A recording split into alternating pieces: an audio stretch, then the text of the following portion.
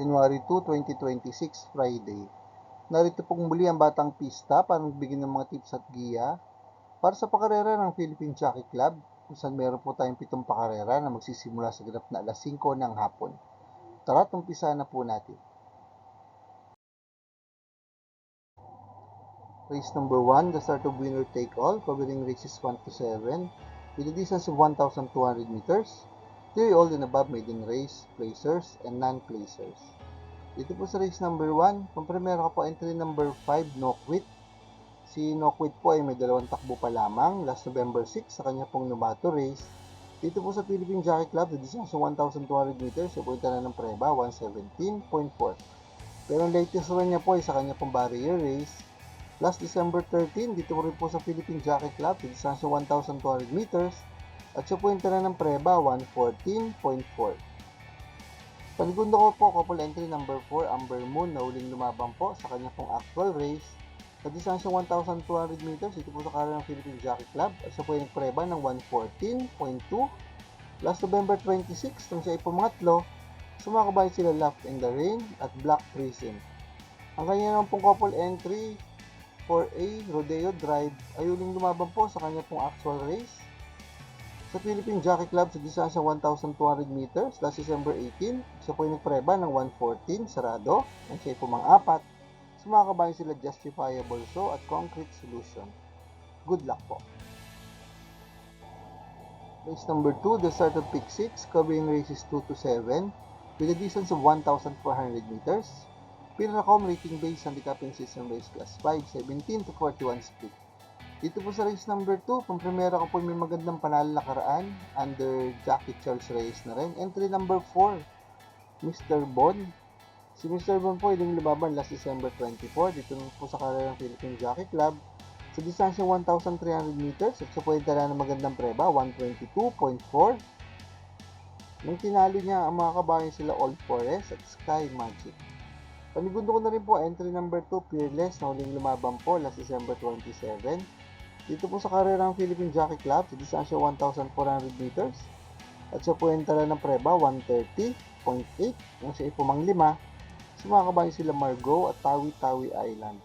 Ang pinakamagandang preba pong naitala ni Fearless sa distansya 1,400 meters dito po sa karera ng Philippine Jockey Club ay nagawa niya last November 15 kung sa siya po ay nagpreba ng 128.6. Nang siya ay pumatlo, sumakabay sila Cool Mom at One of a Kind. Good luck po. Race number 3, the start of Pick 5, covering races 3 to 7, with a distance of 1,400 meters. Pinacom rating based handicapping system race class 5, 17 to 41 split.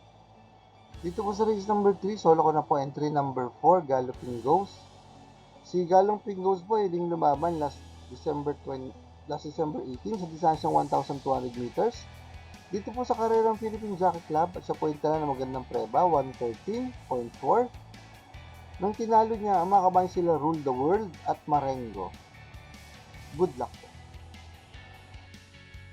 Paalaala mga katropang karerista, please click like, subscribe, and hit the notification button para makatanggap ng mga updated videos and race results. Race number 4, the start of Pick 4, covering races 4 to 7, with a distance of 1,400 meters. Pinacom rating based handicapping system race class 5, 17 to 41 split. Dito po sa race number 4, pampremera ko po diadong kalok entry number 1, Make Hay. Si Make Hay po ay lumaban last December 24. Dito po sa karerang Philippine Jockey Club, sa distansya 1,300 meters, sa po yung tala ng preba, 123.6. Nang siya ay pumang-anim, sumakabay sila Boy Wonder at Work From Home.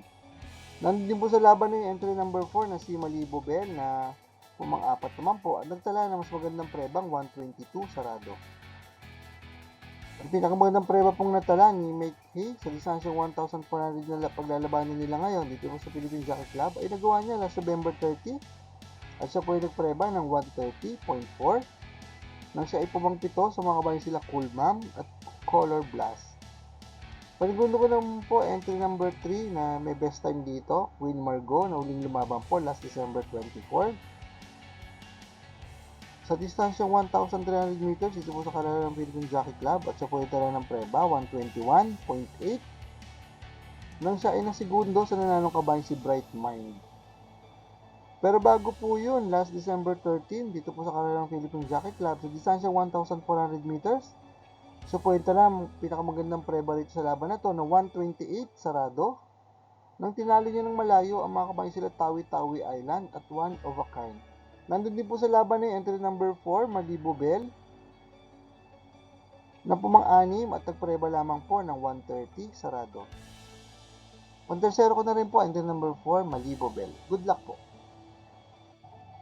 Race number 5, the last DD plus 1 event, covering races 5 to 7, with a distance of 1,400 meters, Pilacom rating based on the capping system race class 5, 17 to 41 split.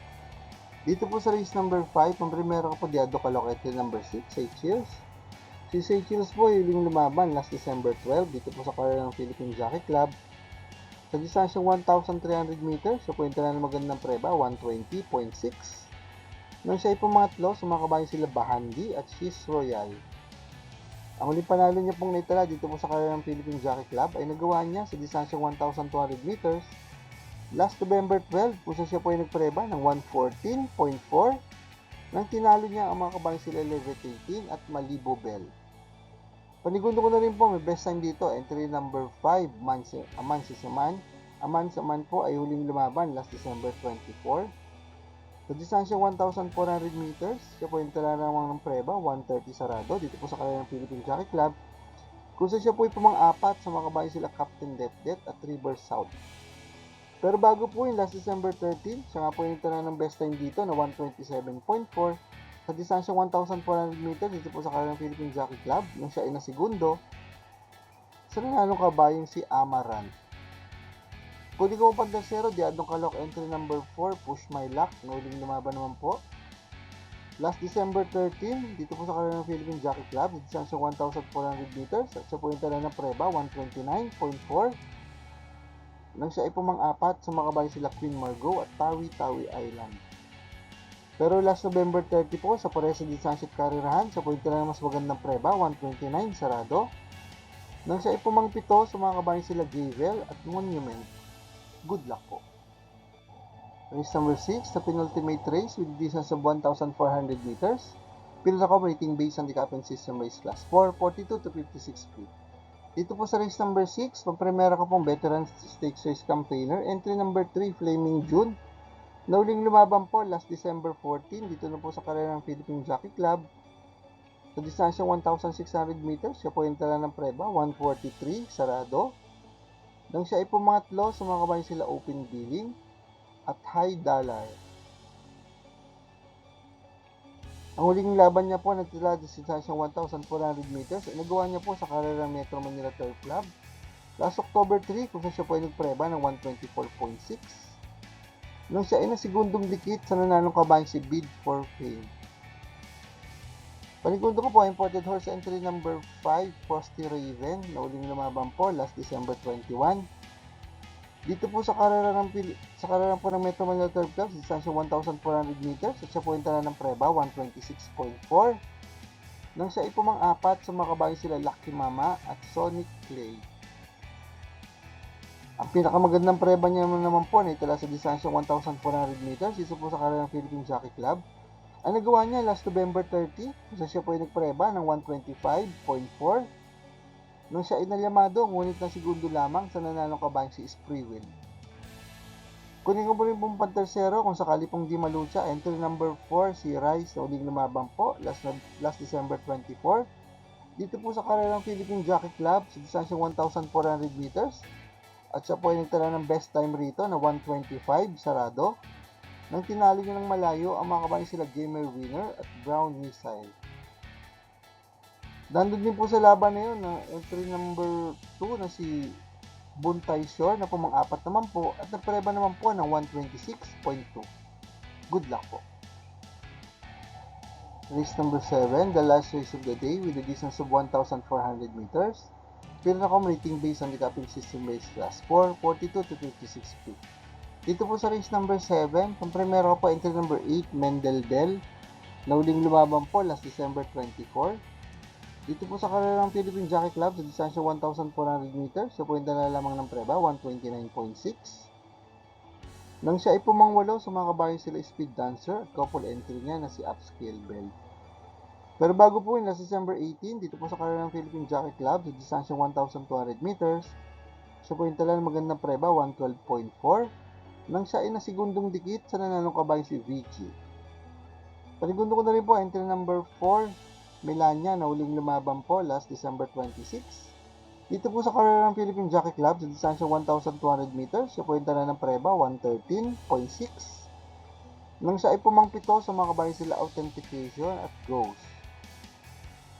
Ang pinakamagandang preba niya pong naitala sa distansyang 1,400 meters ay nagawa niya sa karera po ng Metro Manila Turf Club last October 24, kung saan siya po ay nagpreba ng 126.2 nang tinalo niya ang mga kabayan sila World 359 at Polite Bell. Kunin ko pang tersero sa paratingan, Dihadong Kalok, entry number 2, Instant Message, na uling lumaban po last December 10. Dito po sa karera ng Philippine Jockey Club, sa distansyang 1,300 meters, at siya po ay tala ng preba, 120.6. Nang siya ay pumang-anim sa mga kabayan sila VG at Ginny. Good luck po. For the complete results of these previous races, you may watch the Batang Pista Rewind results and dividend. PJCI next racing day schedule will be on January 3 and 4, Saturday and Sunday.